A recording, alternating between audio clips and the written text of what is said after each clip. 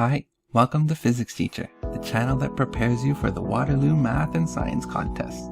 This is a grade 7 math Gauss contest question, and it asks that we have an ant beginning its path at A and can only move to the right or down, staying on these line segments. What would be the total number of different paths from A to C the ant could take if the ant must pass through B? Give it a try, and I'll be right back with the solution.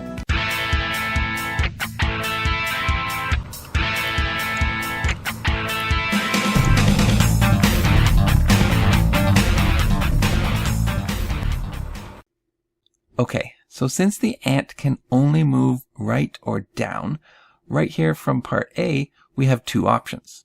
Let's follow the first option, which is going to the right. Now from here we can go down or right, but since we must pass through B, we have to go down. Now from this point, it breaks off into two pathways. We've already gone through B, so we can continue going down or to the right. So let's follow pathway 1 and pathway 2. Now pathway 1 can only go right or down, so we have to finish at C, and the same with pathway 2. So that leaves us with two possible pathways. Now let's go back up to see what happens if we went down first. So starting from A, we'll go down.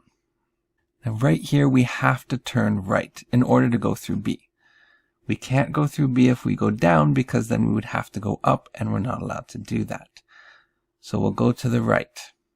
And once we get here, we're left with the same two options as we had before, to either go along pathway 1, which I'll now call pathway 3, or pathway 2, which I'll call pathway 4. So that led us with four possible pathways. The answer is C.